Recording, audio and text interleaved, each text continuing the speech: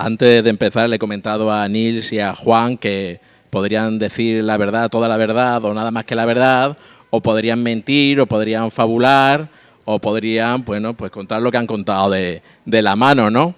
Pero también, bueno, pues ellos han tenido una perspectiva de esos años, de los años 70, de movimiento de la contracultura, y de la contracultura y de los años 70, pues vamos evolucionando, Nerja va evolucionando, va creciendo su población, casi se duplica en 20 años se duplica su población, va llegando mucha gente de fuera, se rueda Verano Azul, llegan los 80, se convierte el Nerja en un lugar de turístico y España también se abre, se convierte en un país moderno.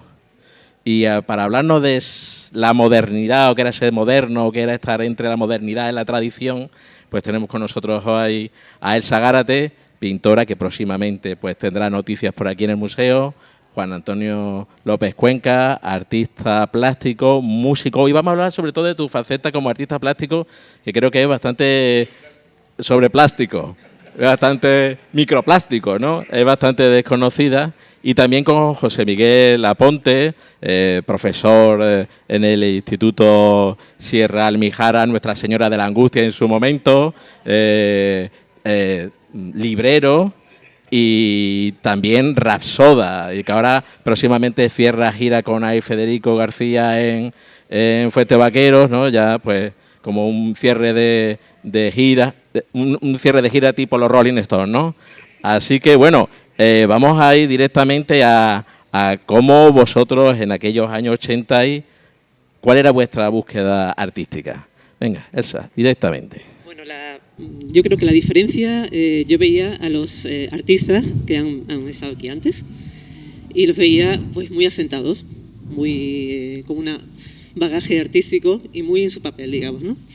Yo creo que en el momento que rompimos nosotros fue un momento como de eclosión nacional a otro nivel mucho más moderno, quizás, ¿no? Con menos base, a lo mejor, pero con muchas ganas, con mucha vitalidad. Y eso aquí en Nerja tuvo una repercusión a todos los niveles, a nivel plástico, a nivel cultural, a nivel musical, a nivel... Y creo que eso fue el detonante, ¿no? Algo que venía de fuera, pero que nosotros supimos catar muy bien. Y queremos ser un poco diferentes a lo anterior, ¿no? No beber de esas fuentes, sino un poco romper con todo eso, ¿no? Eso es lo que creo que en nuestro caso, mis amigos artistas o mis amigos, lo que pretendíamos un poquito, ¿no? En ese sentido. Ellos con música, ellos con... Creo que era un poco así. Juan, vosotros tú... Hay quizá un momento estrella, y que es la creatividad. Hay momentos que aquí la cosa se pone muy intensa, se busca, se necesita, se crea.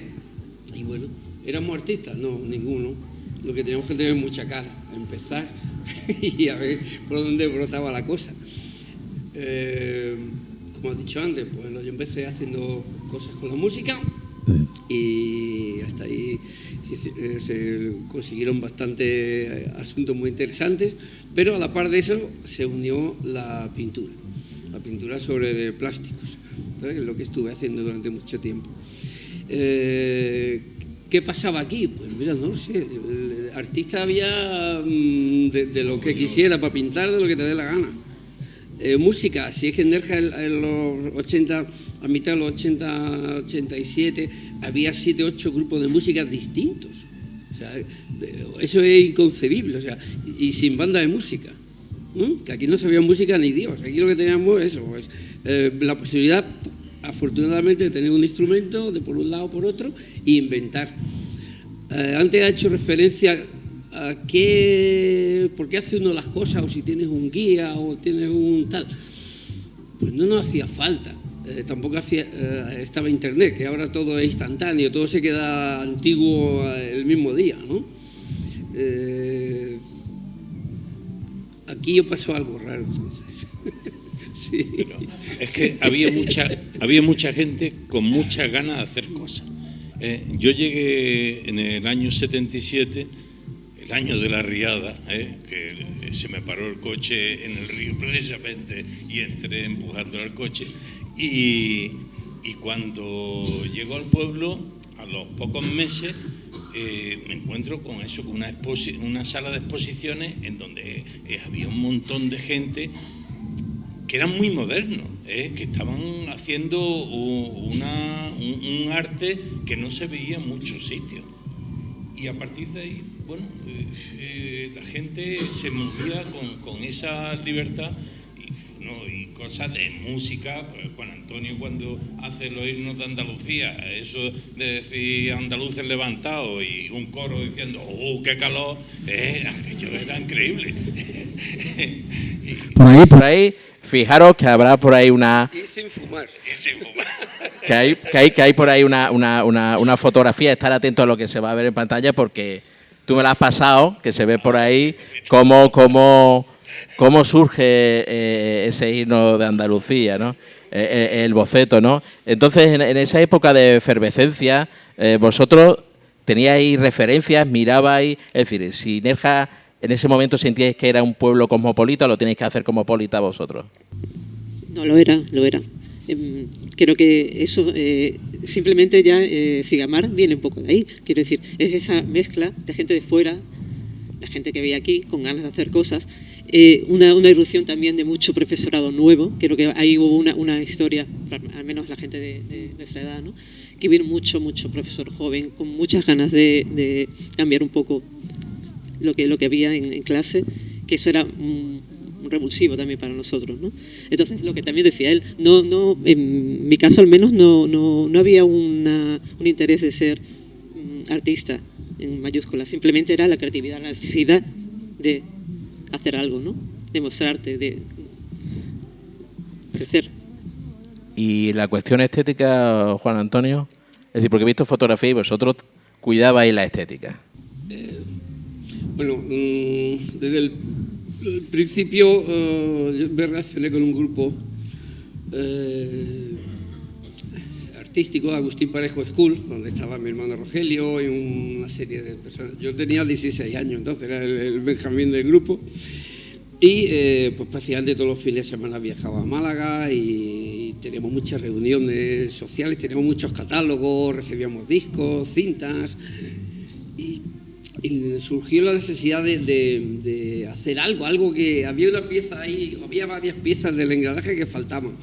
Y lo que han dicho antes de los juguetes calor, eso fue una consigna, por ahí va a salir un boceto de cómo se escribía, cómo se hacía esa historia, o los moniatos del Talega, que también hay otro boceto por ahí, muy interesante, o otra oda dedicada a las herramientas del campo, que también hay por ahí fotografía de eso.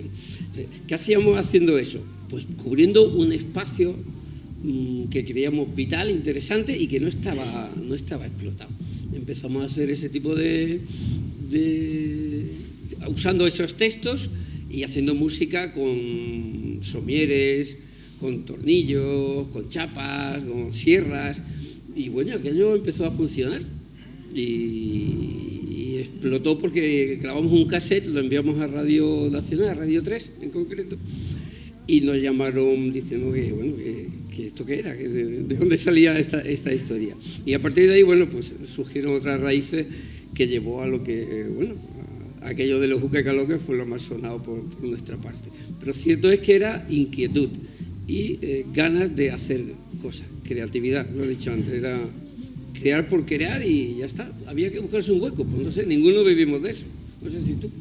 En las transiciones de unos temas a otros, pues le metían algunas expresiones que eran muy llamativas, algunas expresiones populares. Recuerdo una que decía algo así como: me cago en una alberca llena de santos y el señor de tapón. Eso era una maldición que se decía allí en el campo, la gente cuando lo estaba pasando mal. Y además está sacado de un contexto real, era un clima del campo. Pero bueno. Por otro lado, también, José Miguel, tú, además de profesor también, porque era eso muy conocido en el instituto, llevabas un programa de flamenco, porque estamos hablando de la modernidad, pero por otro lado también mirabais de cierta manera a la tradición, aunque una tradición también que estaba evolucionando, ¿no? Sí, lo del flamenco fue curioso porque Bueno, era una época en que los jóvenes no querían el flamenco, lo odiaban, lo rechazaban muchísimo.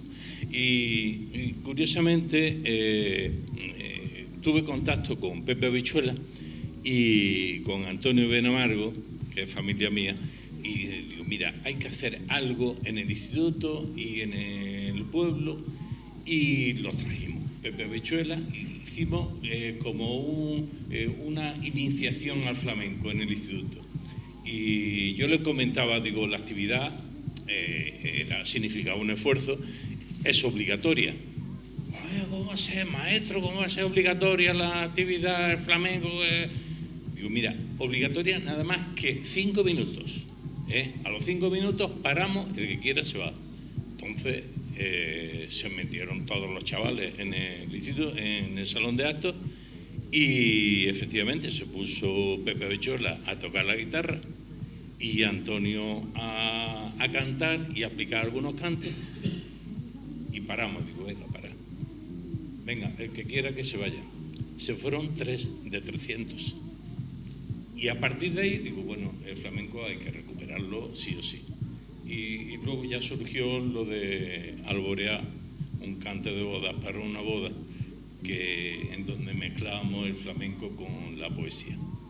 Y bueno, fueron como 3 o 4 temporadas y muy interesantes. Bueno, por lo menos la experiencia que yo viví, no es que lo oyera mucha gente seguramente, pero bueno, la experiencia, y algunos lo oían, claro, en Radio Energía.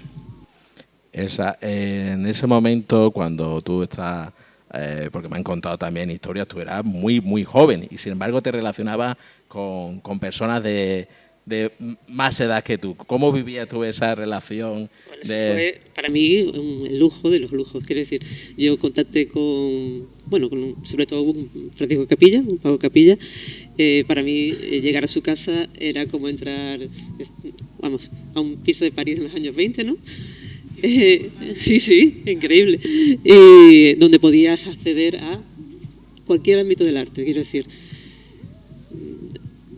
música, literatura, pintura, era, bueno, lo que es Paco, ¿no? Y a partir de ahí, pues empezamos a organizarnos un grupo de amigos con ganas de seguir viviendo todas esas cosas, ¿no? Viajábamos mucho, salíamos mucho, nos divertíamos mucho también, a un nivel muy moderno, quiero decir, nos gustaba mucho el ser modernos. ¿Por qué? Pero la pregunta es, ¿cómo será moderno? Es decir, en ese momento, ser moderno, ¿qué actitud o qué manera de crear o de vivir se tenía en ese momento? Venía un poco unido a toda la estética, quiero decir, porque iba unido a la moda, iba unido, pues, unos cortes de pelo, un atuendo determinado, que era muy nuestro, pero que sabíamos que iba unido a nuestra manera de pensar, nuestra manera de vivir en ese momento todo lo que estábamos viviendo, ¿no? Y nos representaba, ¿no? Entonces eso a mí al menos me llenaba muchísimo, ¿no? Que sigue siendo un poco así, ¿no? Pero en aquel momento, en esa juventud, pues era muy importante, ¿no? Y en un pueblo como ese, ¿no? Lo que pasa es que lo que digo, que siempre ha sido un pueblo muy cosmopolita, y eso hace que no haya sido algo negativo, sino al revés, ¿no? Siempre ha estado abierto, ¿no? Cuando antes decías del arte, por ejemplo, artista, yo conocía a Eric Tonsberg, que para mí era un artista, ¿no? En mayúsculas, y lo que hacíamos nosotros era un poco divertirnos, ¿no? Sin más pretensión que crear, ¿no? O sea, sin más, sin pensar en galerías, sin pensar en una proyección realmente cultural, simplemente la necesidad de crear, ¿no? Y de divertirte y de expresarte, ¿no? Bueno, Antonio, también una seña de identidad vuestra, tuya y de Peña Baneriana y de UHP, que mirabais a vuestro entorno, es decir, mientras había grupos, artistas que miraban a París, a Londres, a las grandes urbes, a las megápolis, tú mirabas al campo. Nosotros miramos siempre nuestro entorno. No sabíamos que el ecologismo iba a llegar donde ha llegado. No podíamos haber quemado en esos años la mano que quemaron estos en Calahonda, la cosa más seria.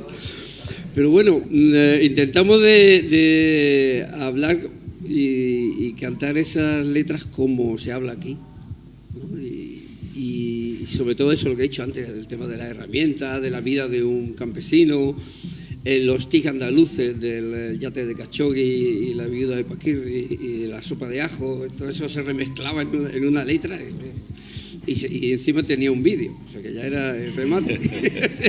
O sea, imagina si era creativo la cosa.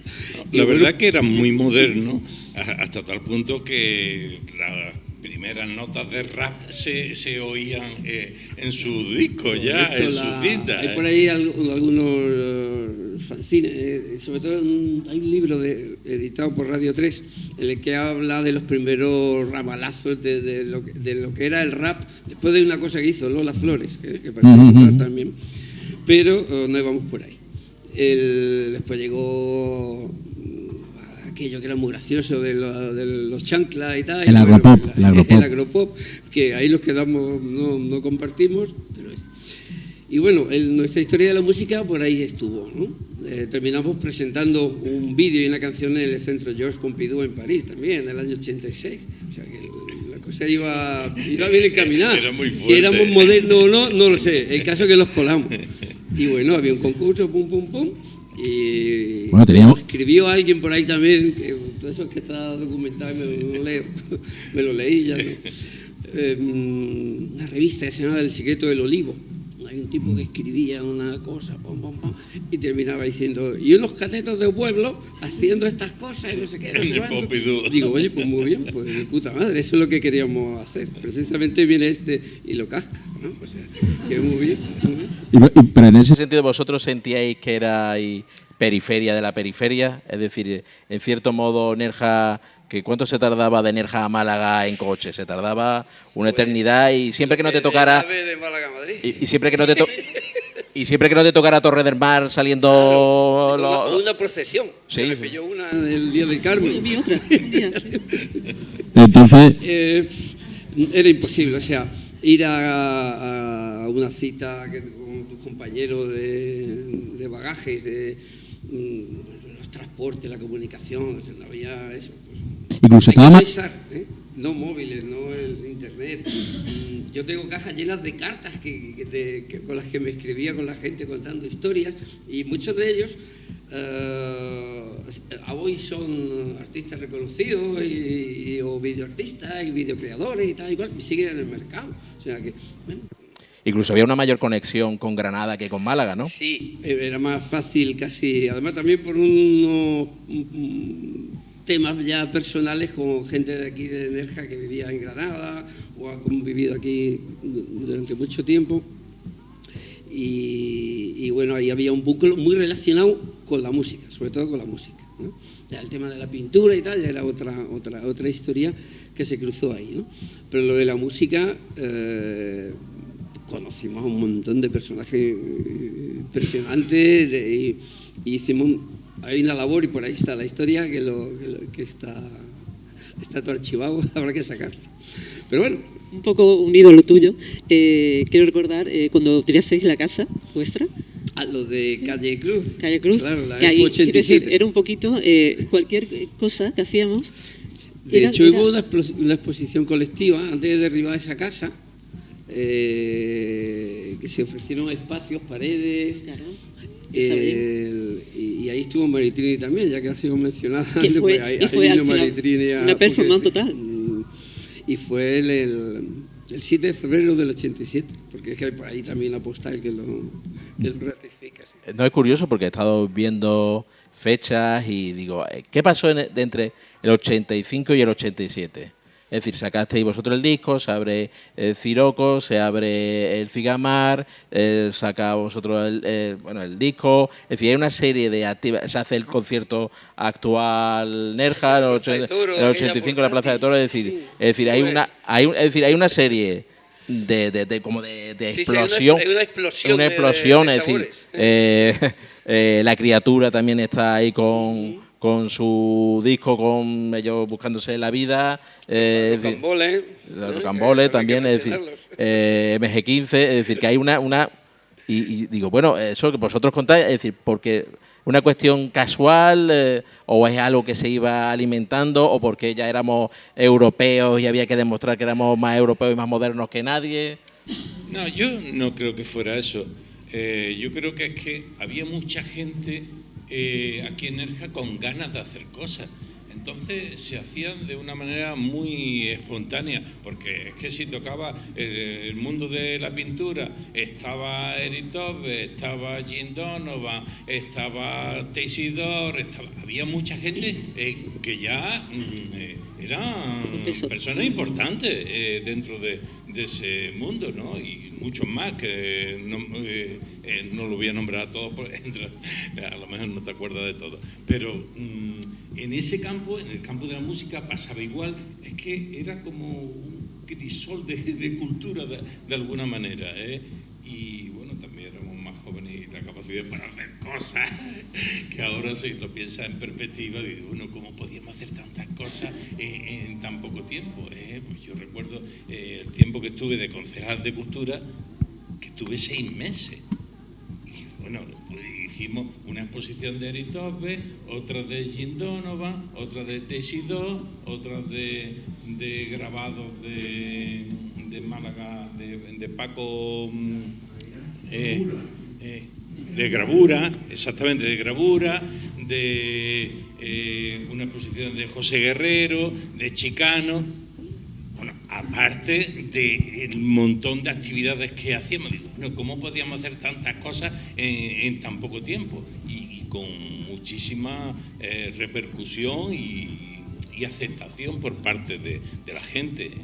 Ahí hemos escuchado una voz de fondo, sí, cuando se ha preguntado, una voz de fondo, no sé si la voz de Ultratumba, de por ahí estará en la oscuridad, también parte culpable del tema, ¿no? Un señor que se llama Damián, entonces está por ahí también, está por ahí.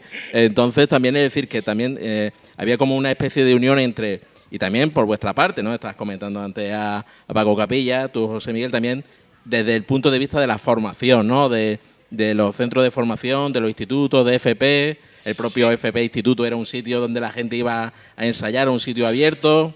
Sí, yo creo que en el instituto, bueno, en los dos centros, entramos gente joven, gente bastante abierta y que queríamos abrir los centros a las nuevas corrientes que había, ¿no? Y yo, mi idea era mostrarles a los chavales los caminos y que cada uno, los caminos que yo podía mostrarles, que también eran limitados, lógicamente, pero que no quería ceñirlo a un tipo de cultura, a un tipo de ideología, de lo que fuese, sino abrirle campo y que cada uno eligiera que viese conveniente, ¿no? Entonces, en ese aspecto, yo creo que contribuimos tanto el centro de formación profesional como el de arriba, el de Nuestra Señora de la Angustia, que no era ni instituto ni era nada. Cuando yo llegué, aquello era un centro homologado que tenía solo 2 profesores titulados, los demás estábamos contratados por el ayuntamiento y nos pagaban molinillo el sueldo, y nos pagaba dependiendo de cómo la situación familiar que teníamos, pues así cobrábamos antes o después. Entonces, claro, el que estaba casado y con hijos cobraba en los 7 u 8 primeros días de mes. El que estaba casado y sin hijos cobraba un poco más tarde, y así sucesivamente hasta que llegaba Maritrini, que estaba soltera y sin hijos, y ella cobraba el día 28, 29, era increíble. Pero bueno, así era. A pesar de eso, pues hacíamos cosas, hacíamos recitales de poesía o obras de teatro y cosas, ¿no? Y de aquella energía, porque estáis los tres seguís. Bueno, tú, Juan Antonio, menos. Tú estás menos, estás ahí en la sombra, siempre te decimos que a ver cuando recuperas, o al menos recuperar toda tu obra, ¿no? Aquí ni canana ni escopeta, con tu manica sulfatá, aquí pues un homenaje, es decir, mirando la tradición, ¿no? Un homenaje a la fotografía de Son Cerezo, ¿no? La sala de exposiciones, ¿no? Es la primera vez que hice una exposición que le fuera pintada en plástico. plástico de invernadero o edules. Siempre usaba los plásticos y pintaba a la inversa sobre esos plásticos y tal, ¿no? Y esta es la primera exposición que se hizo. No sé si estabas tú entonces en el ayuntamiento, a quien le tocó. Me presenté con una exposición de camisetas, de tirantes. Ah, sí, creo que sí. Creo que sí. Y con su lista de precios y tal. Sí, es verdad. Y monté una especie de souvenir y pues lo vendí todo. Hay alguna foto por ahí. Y de aquellos momentos de esa energía donde hay gente que quemaba manos en Calahomba y de vosotros pues con la camiseta de tirantes, de aquella energía, ¿qué era lo que destacabais vosotros y qué es lo que queda ahora? Porque vosotros, tú José Miguel, sí que hemos comentado que tú estás de gira, tú estás en plan Rapsoda, tú próximamente, Elsa, pues vamos a ver tu obra aquí próximamente aquí en el museo. Juan Antonio, tú tienes muchas ganas. Y muchas fotos. Y muchas fotos. ¿Cómo de aquella energía de entonces y ahora el momento actual? Bueno, ha cambiado todo muchísimo. Sí que es cierto que si yo me viese ahora mismo en el momento actual, sería muy diferente. La energía está, quiero decir, bueno, a nivel general, ¿no? Hay tantas opciones de hacer cosas, tanta creatividad, que eso creo que es casi contraproducente, ¿no? En ese momento había claro, el mucho todo más vale. abierto, La culpa la tiene Radio Futura. Claro, eso. Siempre hay que buscar un culpable. Sí, ya está. Ya hemos dado con él. Ya está. Ya hemos dado con la Ya hemos dado con él. Y es complicado. Yo ahora cuando veo artistas muy jóvenes en cualquier momento, digo, es complicado, porque hay muchas opciones, pero a la vez de sacar o hacer tu propio camino es complicado en ese nivel, ¿no? Y en ese momento creo que era más sencillo, por eso, porque había más camino que recorrer, ¿no? Pero tú ahora también tienes la posibilidad de que estás viajando por media Europa, estás con tus exposiciones. Pero no tenemos la libertad creativa siempre, como decía Neil, ¿no? La tienes tú, ¿no? Y tú puedes crear lo que tú quieras, pero sin necesidad de un más allá, ¿no? Simplemente el que era lúdico, ¿no? Sí, la limitación, la prohibición, que se ha convertido en un deporte, el prohibir, el limitar, el llegar a algo. No que sea bueno o malo, sino que esa creatividad antes es que era surgía, ¿no? Y tú ya veías que, o alguien te decía que podía hacer. Estaba recordando una exposición en el Boogie. Claro. El buggy era increíble. Claro. Es que, no hemos hablado de bares. Los bares eran importantes. Sí, no hemos hablado de los bares como... Bueno, podemos hablar un momento de bares porque también la excusa para reunirnos aquí era el Cigamar, ¿no? Entonces, y también ayer hablando con Eowyn comentaba que los bares eran lugares de encuentro en el cual tú podías decir voy a ir a tal sitio que ya alguien te encontrará, ¿no? Es decir, que eso era también un poco, y en los bares como centro de espacio con identidad, ¿no? ¿Cómo vivíais vosotros en los bares? ¿Tú de qué bares eras? Yo de todos, porque Yo de todo. eran maravillosos todos. Porque, vamos a ver, cada uno, ¿no? Porque en Sí, esa sí, época sí. puso, Siroco. Estaba Siroco, estaba Ságonos, estaba Boogie era Boogie. increíble. Venía gente de todos sitios del mundo y una calidad de gente increíble. Lo que decíamos, con unas pintas increíbles, y eso era desafiaba, ¿no? Era como, qué maravilla, ¿no? Como ahora, ¿no? Y la aceptación, el boogie, por ejemplo, la aceptación de las distintas maneras de ser de cada uno. Esa es otra peculiaridad de la época. Sí, aquí todo el mundo se se llevaba fundía bien, había todo. una fusión acojonante. Y aparte de tu La calidad musical de todos los bares, Claro. diferentes, pero... Es verdad, y lo comentábamos, no, cuando hace en pandemia ya estaba cerrando el Boogie con horario y posteriormente se cierra el Boogie se cierra. No pasa nada. El Boogie es un espacio que ha sido un espacio de encuentro, de libertad, un símbolo para mucha gente de libertad sexual, de encuentro, de canalleo, de las últimas horas, sobre todo de experiencia, y sin embargo se cierra. Y aquí no pasa nada. Y por eso también un poco la reivindicación que nosotros hacemos de la memoria pop, se puede decir, de lugares, de espacios, es decir, entendemos, y claro que están ahí los espacios históricos del patrimonio, y sin embargo esos espacios, se pierden. Un día alguien quita el neón Y tú dices, ¿Y Caroli dónde está? y Pepe, ¿qué ha pasado? Y y dice, no, pues Pepe está bien, no sé cuánto.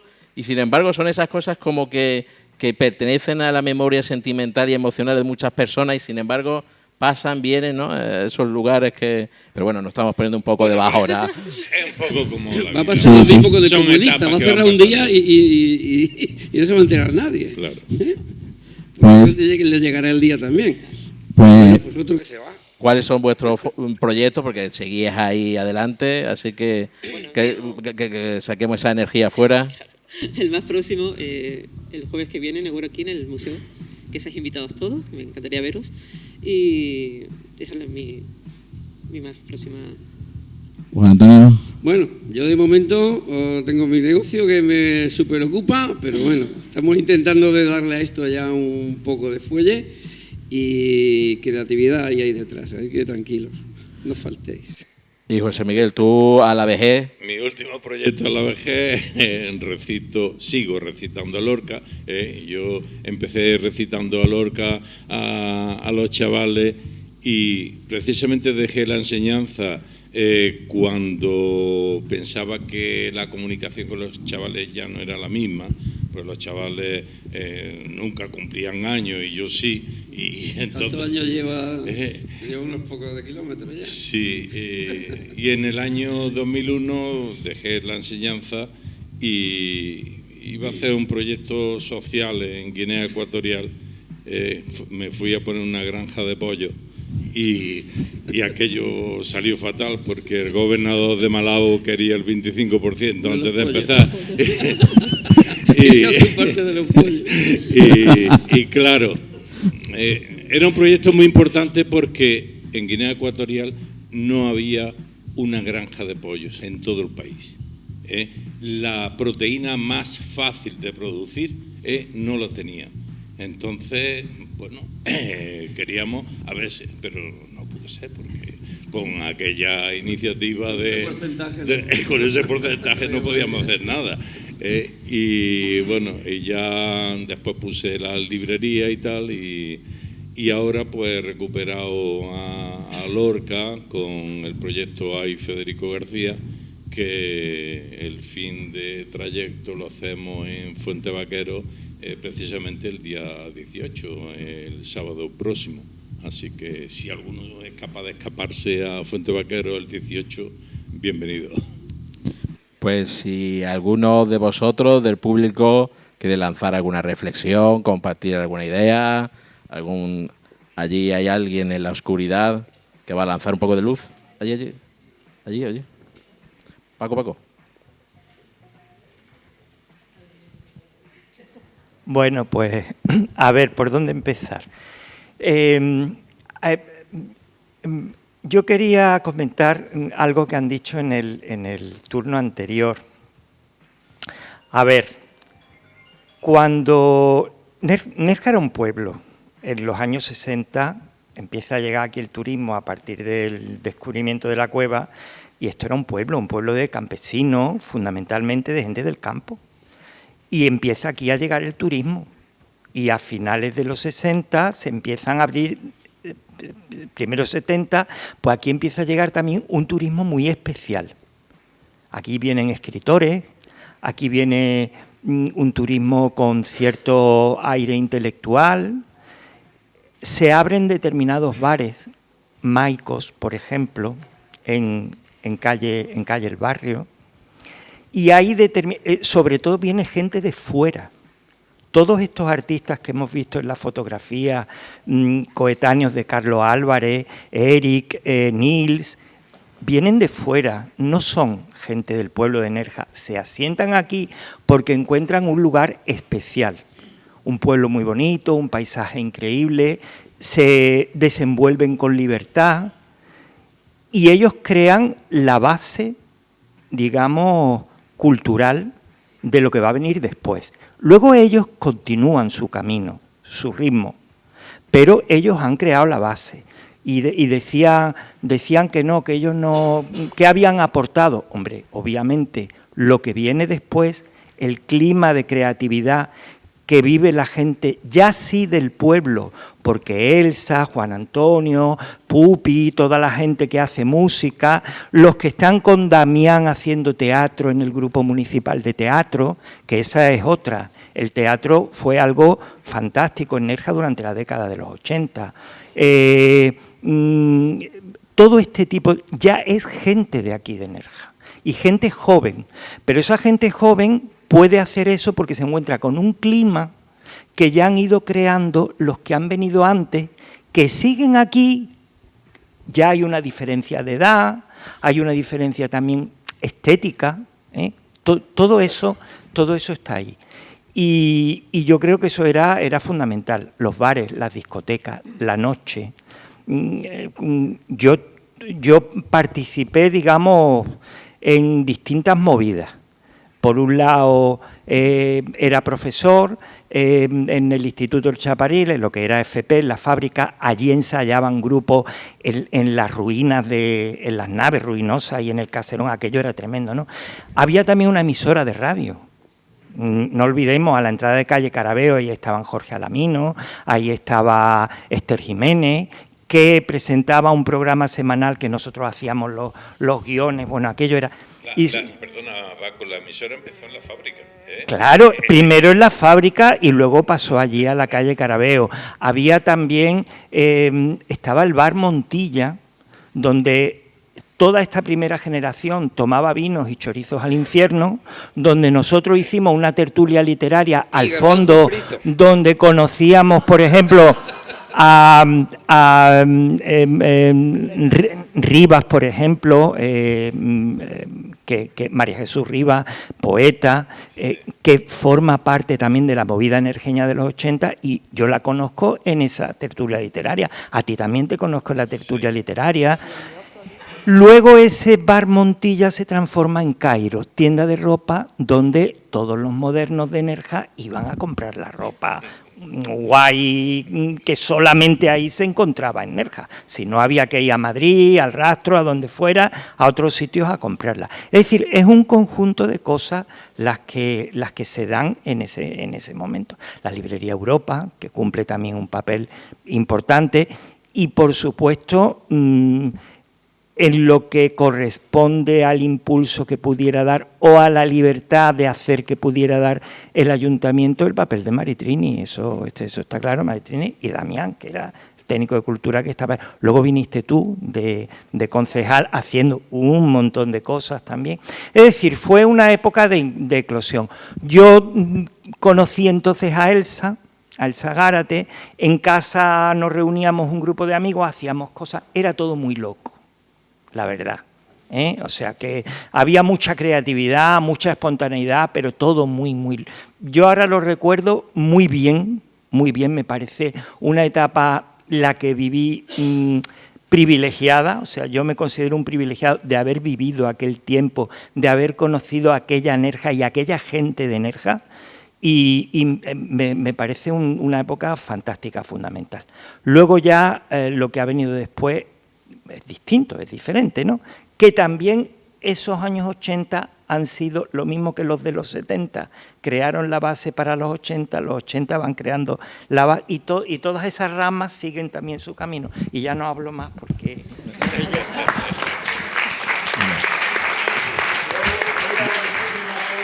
Sí, sí, te hace falta. Sí.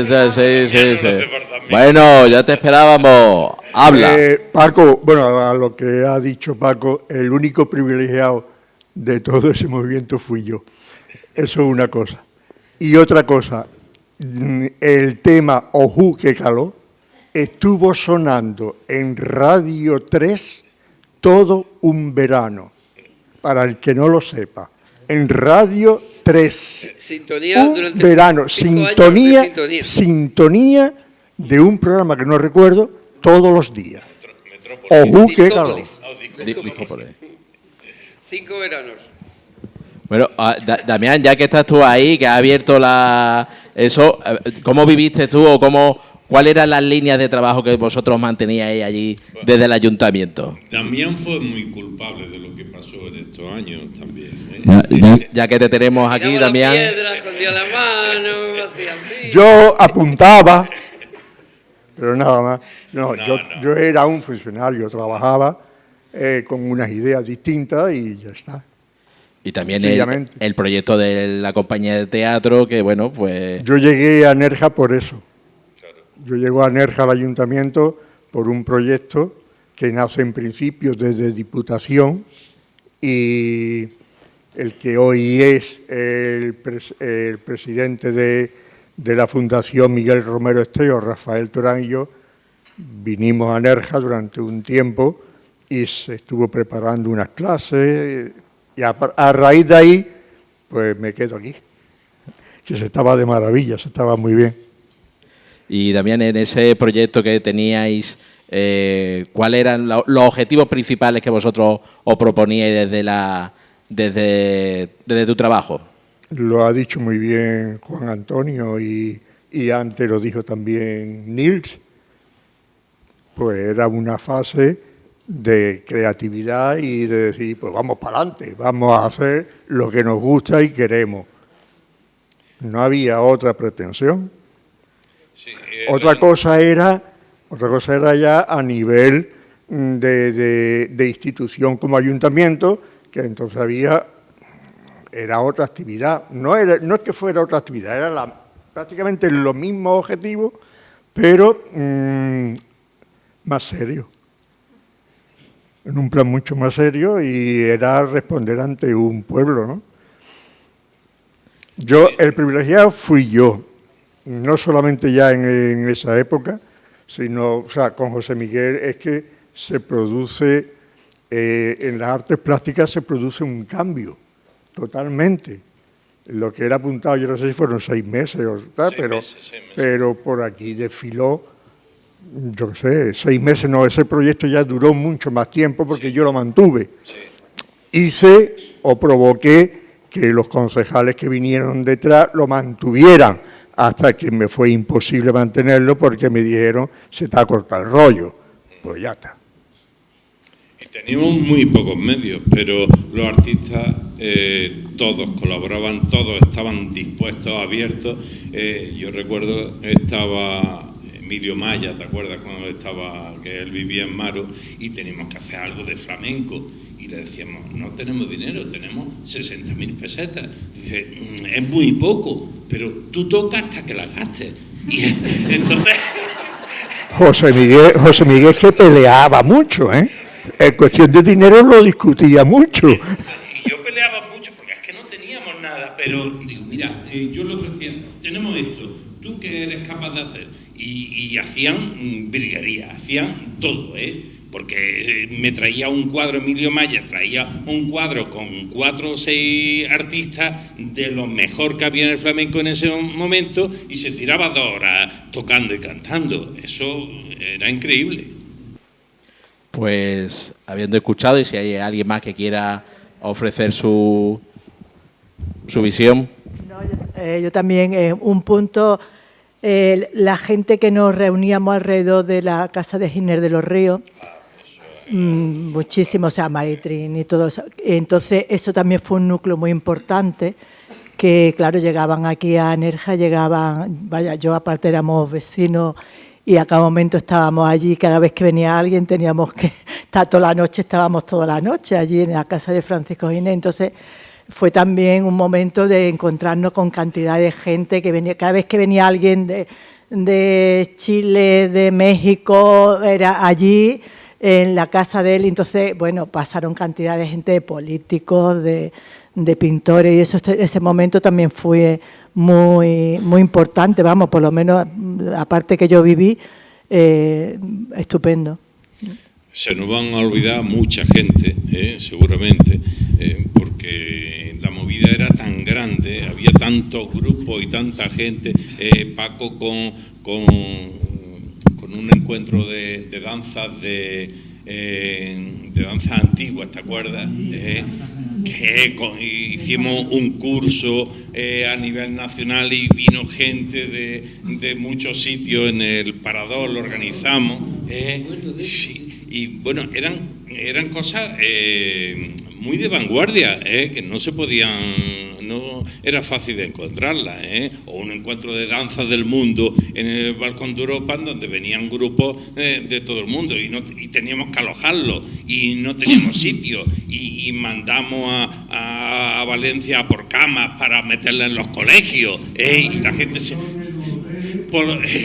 los hoteles nos daban los colchones y la almohada y las camas nos las trajimos un camión, un tráiler de Valencia para que la gente se pudiera, porque era un 15 de agosto y no había forma de hospedar a tantos grupos que venían, ¿no? Era una movida muy fuerte y teníamos tanta fuerza para hacerlo que ahora nos parece increíble.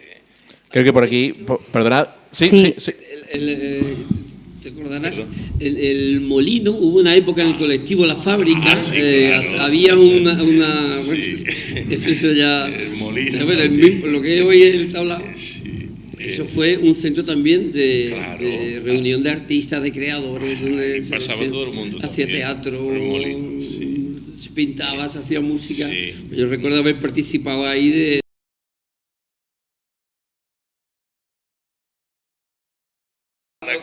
Pues damos por aquí a Andrea, sí, yo tengo que decir que me estáis dando mucha envidia porque yo nací en el 92, por suerte o desgracia, más bien por desgracia, y nada, soy una persona con inquietudes artísticas y la verdad que me hubiera encantado vivir una semana en esa época.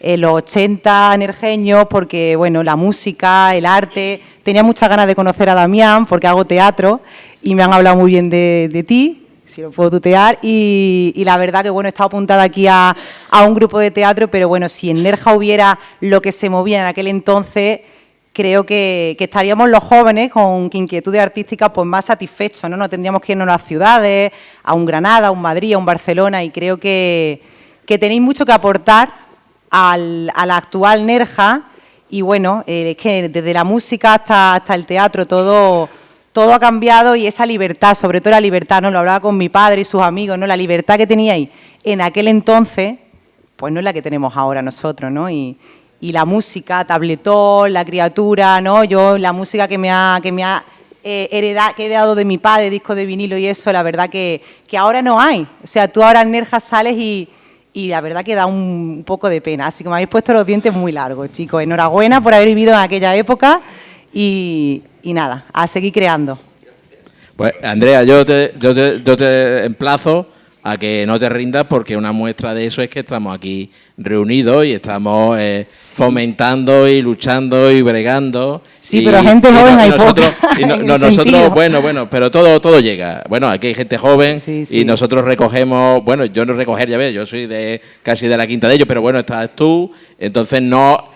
Ellos son inspiración de que las cosas se puedan hacer de una determinada manera. Ahora, si eso tienen que intervenir o no la administración o las instituciones, eso queda en un segundo plano. Sí. Pero nosotros tenemos que lanzarnos, pelearnos, crear, luchar, porque ellos creo que tampoco en su momento tuvieron es decir, esa energía que ellos, es decir, hay muchas historias duras de esa época también, ¿eh? Es decir, no podemos tampoco lanzarnos a idealizar que esa energía, es decir, una vez que uno empieza ya a investigar y a buscar documentación, hay muchas historias, y muchas de las fotografías que aparecen aquí tienen historias bastante con personajes que bueno, que como comentaba con Ali, es decir, de problemas de... Bueno, eso ya en otra ocasión lo hablaremos, lo comentaremos, pero que no es todo... No es todo lo que reluce, ¿no? A veces se mueven cosillas en Nerja hay también sombras, ¿no? Claro. Entonces, pues nosotros vamos a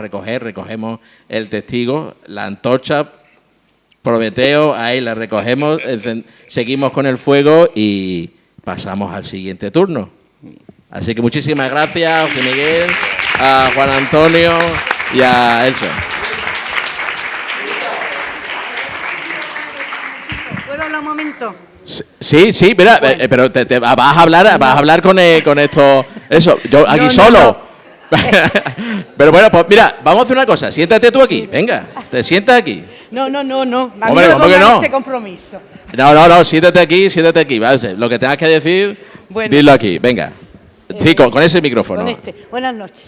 Cuidado, que te vas a sentar. No. Habla. Sí, tenemos aquí. A ver. Habla con este de participante con todo. Y este me lo das por aquí, ¿verdad?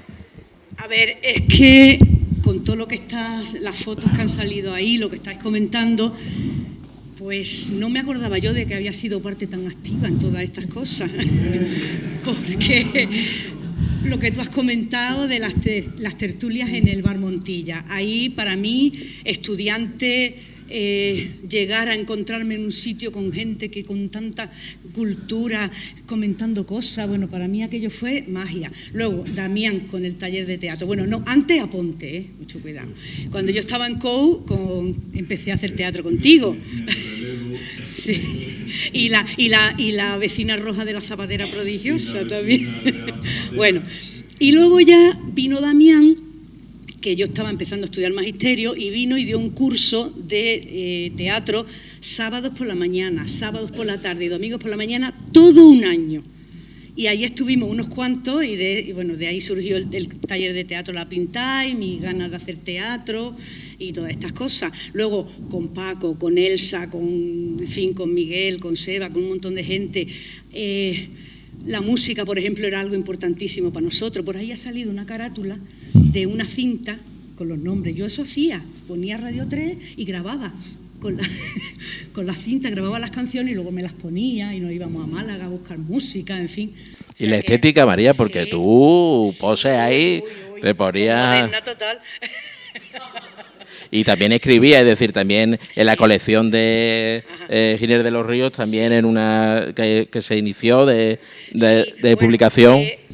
Aquí está, Vicky ha hablado de las reuniones en la casa de don Francisco Giner de los Ríos, porque para mí que fueron unos momentos muy especiales. Yo también estuve en unas cuantas reuniones y yo le presenté a él una colección de poemas y él pues me ayudó a que el ayuntamiento me lo publicara. Y fue su hijo Bernardo el que hizo toda la parte gráfica y todo eso. O sea que es que una privilegiada, bueno, algo tremendo, de verdad. Sí. Sí. Y María, sí. Entonces he querido venir a hablar porque es que de verdad... Claro, si esto aquí hay lugar... Claro, aquí hay que lugar al espontáneo. Sí.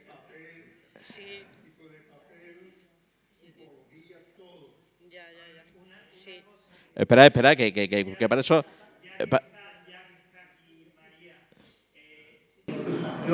Como yo ya soy bastante viejo, pero menos que otra gente que hay por aquí, todo hay que decirlo.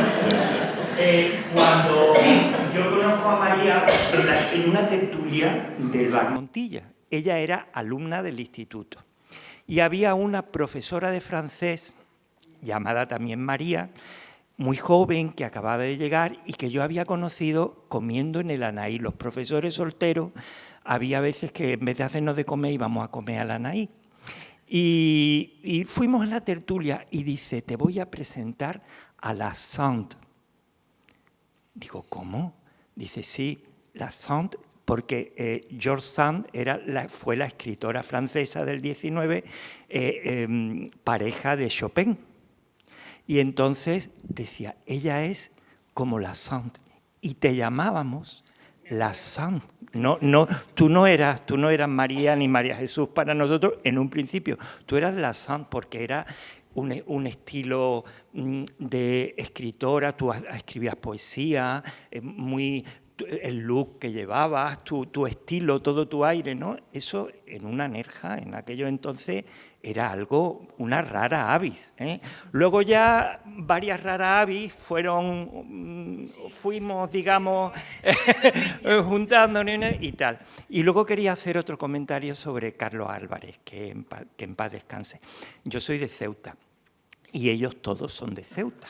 Los Álvarez, todos los que son un montón de hermanos y hermanas, son de Ceuta. Y cuando mi madre llegó aquí por primera vez y los vio, dice, anda, pero si esos son los Álvarez y las Álvarez. Y digo, bueno, ¿y eso qué? Dice, sí, es que yo los conozco porque a mí me extrañaba, porque eran un montón de hermanos, todos prácticamente idénticos, uno detrás de otro, rubios y tal, ¿no?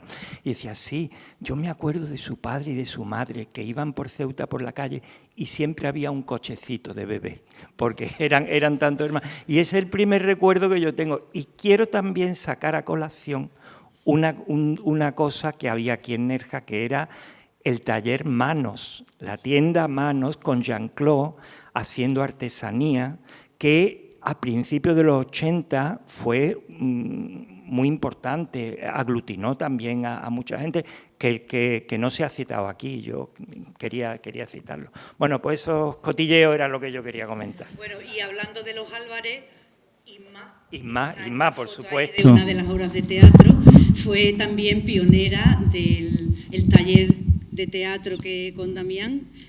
Todos los años que estuvimos haciendo teatro estuvo ella ahí y, bueno, yo la adoro. Sí, Retablillo de Don Cristóbal. Sí, que con la Diputación de Málaga nos íbamos de gira por los pueblos.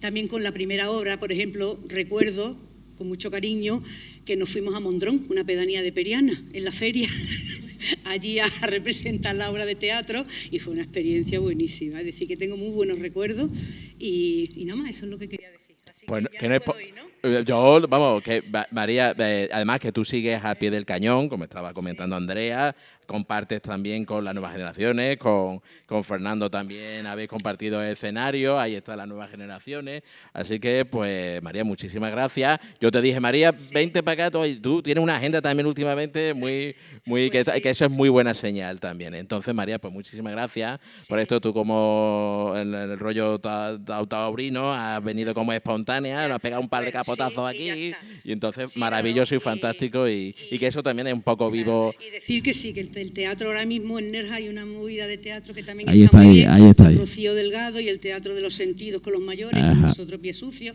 Andrea, Fernando, en fin, son gente que ha estado por ahí y es un gustazo que se haya vuelto a hacer cosillas aquí. Perfecto, María, pues muchísimas gracias. Un aplauso para María. Y pasamos a la tercera ronda.